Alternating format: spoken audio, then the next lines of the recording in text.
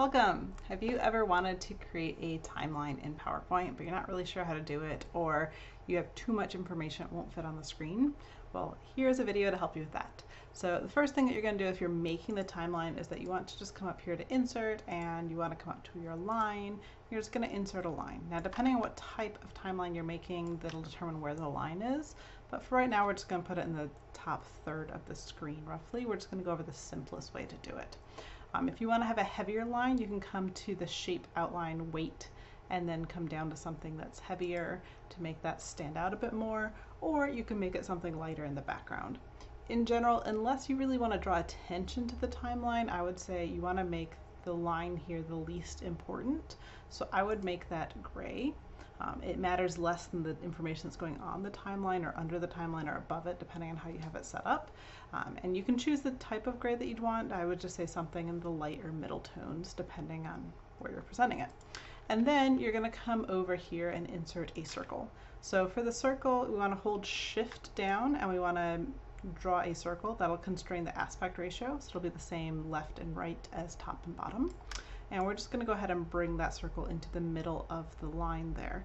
Now you'll notice that there's that red dotted line that goes across. That shows you that the circle is directly in the middle of that line, which is what we want. And then we're going to come up here to the shape outline. We're going to change it to white. And we're going to go ahead and make that weight bigger so that you have a little bit of space around the line. So it doesn't look like the line is running directly through the circle, but the circle is kind of intersecting the line there. You can change this color to be whatever you'd like. I'm just going to keep the default blue right now, and then to make more of these, we're just going to hit Control and Shift at the same time, or Command and Shift if you're on a Mac, and we're going to drag this over to be something that looks like a decent distance across. This would depend on how much information you're putting down here or around it, if you need to have these further spaced out so you have more room for your text box or so forth. Now we're just going to copy and paste and move it over. You'll notice now that you're going to get those red lines in between those saying that this is the same distance from the first and second to the second and third, which is what we're looking for. And you could just keep doing this for a while, or you can copy and paste more than one and bring it over. And once we get it where we want, then we're just going to have enough going across. Now I'm just going to go ahead and put a date in here. Let's say we're starting at 2000 and we're going up to 2001. You can adjust the size of this to be something that makes a size so that it fits almost the full length of the circle with a little bit of space around it. That's kind of your ideal spacing there. So you don't want to be something that's so big that you're losing it, but not so small that you're kind of losing it in the circle that way. So we're just gonna come over here, paste, keep source forming. If I had done this thinking about it ahead of time, I would have put the 2000 in before I copied and pasted it, because that would have saved time, but I didn't do that. And I'm also going to want to have an additional slide. So one way that you can do this is you can just duplicate this and just change all this information to then be the right year that you want. And you could just click and have it go from slide 1 to slide 2, just like this, which is fine.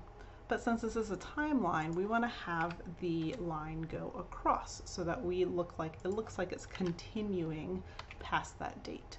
So to do that, we're going to go up to the transition tool, and we're going to go to our push tool. Now the push tool is automatically going to default to going up, but we don't want to have that. We actually want to go from left to right. So if we come over here to the effect options and we click on that, we can then choose how it's coming in.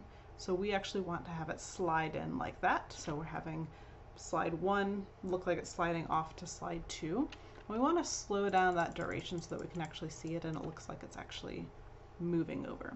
So if I come over here to preview, I can see what that looks like at 3 seconds, and you could decide if you want to increase that or decrease that, and you could have this continue to as many slides as you needed or as little slides as you needed, and it would still, if I duplicate this now, and I'm just going to change this to 2010 so you can see what it looked like. If I then go to my slideshow, as I scroll across, you can see the next slide is up there at the top. It's now gone to 2005, and then it's going to slide over to 2010. And so this can just happen as many times as you want it. Once you have that transition, if you hit right click and duplicate, it's going to duplicate that slide with all of the things that are on the slide as well as the transition.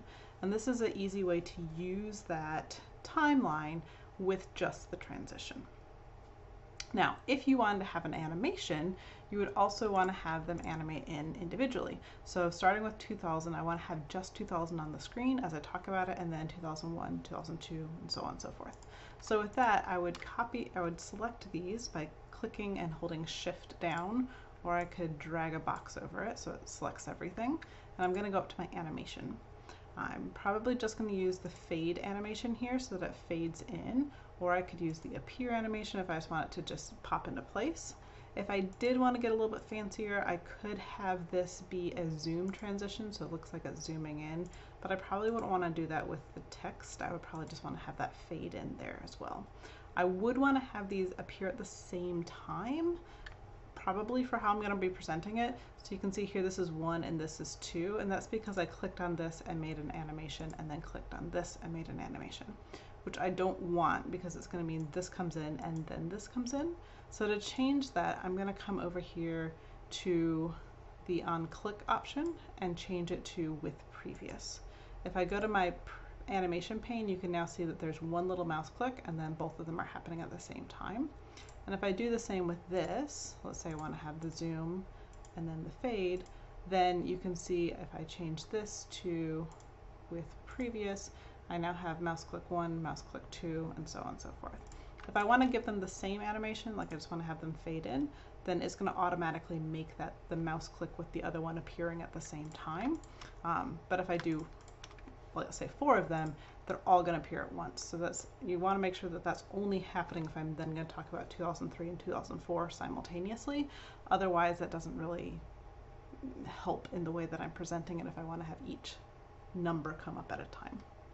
So then what this would look like if I present it is I have my year 2000, I'm going to talk about that, and then I'm going to have 2001 come in and talk about that, 2002 come in, and then I'm going to talk about 2003 and 2004 at the same time, because whatever happened there is important to talk about them simultaneously.